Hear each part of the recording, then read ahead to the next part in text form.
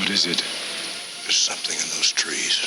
During the hottest days of the year, the jungle comes alive. It hunts men. This is the core concept underneath the seminal 1986 science fiction horror film, Predator. Today, the jungle hunter has become one of the most iconic movie monsters ever, but the film struggled to get made, had multiple production issues, and even had a completely different man in the famed Yautja suit, Jean-Claude Van Damme. That is, until he was fired. Stick around. The cinematic masterpiece that would eventually go on to be known as Predator was written by brothers Jim and John Thomas. Following the release of Rocky IV, a running joke started circulating throughout Hollywood that Rocky Balboa had defeated every possible permutation of human and he would have to next take to the stars to find a worthy opponent. Always on the lookout for their next great screenplay idea, the Thomas brothers started to think about what that might look like as an actual movie, with super producer Joel Silver and burgeoning action auteur John McTiernan getting involved. Now you have the core ingredients for one of the most iconic monster movies of the decade brewing. However, the road to production was not a smooth one. The picture had major problems with the script, but deadlines and release dates required them to roll right into shooting after everyone's favorite 80s action megastar, Arnold Schwarzenegger, signed on to be the human lead of the picture, Dutch Schaefer. Despite hiring Stan Winston to create the creature, the short lead time required rapid solutions like apparently going with the first suggestion for what the Predator could look like. To make things even more unthinkable, the suit actor who was hired to be inside the costume, a fresh-faced gymnast and kickboxing champion named Jean-Claude Van Damme. That's right, the muscles from Brussels, was the Predator. Before he was the star of a cavalcade of Cannon films, he was going to be strapped into a clunky robot insect version of the Predator. If it bleeds, we can kill it. As production commenced on Predator and Jean-Claude still in the suit, things got worse and worse every day. The actors were all hyper-competitive with each other, locations were falling through, and behind-the-scenes frictions were mounting by the day. With every passing day on set, tension between Jean-Claude Van Damme and the production became more and more strained. In fact, there are no less than 5 conflicting versions of just exactly why Van Damme was fired from Predator. The first one involves the Belgian martial artist breaking his own costume. On some level, it seems intentional, if you believe all the reports of Van Damme hating being in the costume for the Predator. In an interview with The Hollywood Reporter, Craig Baxley, who was the second unit director and stunt coordinator on the film, said he witnessed Van Damme trying on the costume and then rip the helmet off his head and throw it to the ground, shattering the mask. For context, the mask cost roughly $20,000 to make and could not be easily reproduced. The next possible reason in our cavalcade of potential explanations as to why JCVD isn't now known as the most fearsome bounty hunter in the galaxy is that he complained. A lot. According to the casting director Jackie Birch, Van Damme was constantly complaining about the heat, weight of the costume, and its immobility. For some reason, Van Damme didn't understand that he was going to be in a costume when he signed on for the job, and thus was shocked that he would be covered from head to toe in a rubber alien suit. Thus, he was constantly lobbying to be pulled out of it, which just wasn't an option for this film. You're one ugly motherfucker.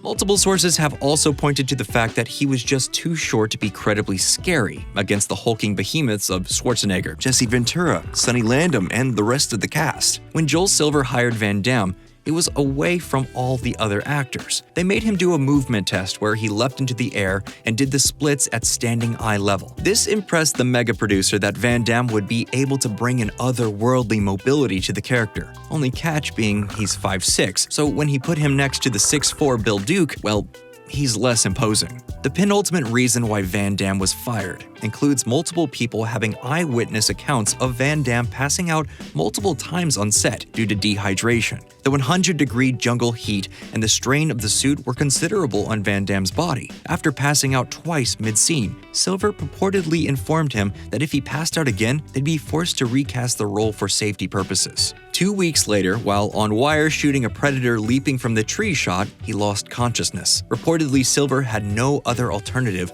but to let the future star of Hard Target go. Hey guys, we're going to take a quick break from this video to talk about a brand that I'm very excited to partner with, NordVPN. Now let's talk about hackers for a second. Picture yourself at a coffee shop. You're connecting to free Wi-Fi named Coffee, free Wi-Fi or something. But here's the twist. Turns out the Wi-Fi is actually being hosted by a random person trying to impersonate the free Wi-Fi access. So while you enjoy that free Wi-Fi, he now has access to your data. Next thing you know, you're connecting to your bank and all of that information then flows directly to him. Thankfully, NordVPN is all about your protection, and with their advanced threat protection feature, it makes browsing safer. Once threat protection is enabled, it will protect your browsing even when you're not connected to a VPN server. Also, as someone who obviously consumes a lot of content, the best thing about NordVPN for me is the amazing speed. It's been confirmed by speed tests, NordVPN is the fastest VPN out there. I can also access it from anywhere, so I never have to miss out on an episode of Andor or House of the Dragon, even when I'm traveling abroad. So try Nord risk-free with their 30-day money-back guarantee. Visit nordvpn.com/nerdstalgicvpn to learn more about this exclusive offer. And now, back to the video. The final and goofiest reason why Van Damme might have been fired is that he was constantly lobbying Silver and McTiernan to make the Predator into a kickboxer. Yes, you heard that right. Van Damme wanted to show off his skills by any means necessary, and he wanted to show that he could do a roundhouse kick. Thankfully, these pleas landed on deaf ears, and the Predator was never modeled into an intergalactic martial arts expert. What the hell are you? Obviously, whatever the true reason was, the production problems climaxed with Silver and McTiernan opting to shut down filming and reconfigure the primary antagonist's aesthetic. The robotic bug thing just wasn't working. They needed something else. So, they pulled Stan Winston back into the design process and asked him to create something wholly original. As fate would have it, this was right before Winston and James Cameron were about to be on an extended flight together. I was sketching concepts for the Predator. Jim Cameron looked over to me, he says, I always wanted to see something with mandibles. And I went, oh, really? Well, so what? And the rest, as they say, is history. Kevin Peter Hall was recast as the Predator. His 7'3" frame proved to be the winning combo for the struggling production. His elegance, grace, and brutalist movement archetypes instantly breathed life into Winston's new costume design. Out with Van Damme complaints and transparent ambition, and in with an actor who brought a gravitas and verisimilitude to a role that would spawn countless sequels and reinterpretations. If Jean-Claude Van Damme had, in fact, made it through production and been the Predator, it's highly unlikely the film would have worked. The strength of the film is the suspense of not seeing the extraterrestrial entity hunting our group of GIs, and then, when it finally does appear, it's an ungodly 7-foot-tall hellhound of a lizard creature. If the reveal was that it was Jean-Claude Van Damme trying to do the splits in a weird bug helmet, no, it just wouldn't have landed. You ain't afraid of no man. There's something out there waiting for us. And it ain't no man. So the real question is, has Van Damme ever gone on the records about his time as the Predator? He had kept pretty mum about the process until March of 2019, when he told the Hollywood Reporter's Heat Vision podcast, "The guy who did my stunt, something bad happened to him, and then they stopped the film and they did a new, more safe outfit." Is that the whole story? It sure doesn't seem like it. It seems like in the cold light of day and after a very long and successful career, Van Damme doesn't want to admit to whatever his behavior was all those years ago. But that's the story that Van Damme's sticking to. So who are we to argue with the world's foremost expert in kicking people in the head? Well, that's all we have for this episode. What do you think? Would Predator have been better if Van Damme had been in it? Should they bring him back for one of the inevitable sequels? Let us know in the comments below, and as always, comment and subscribe to Nerdstalgic for more videos like this.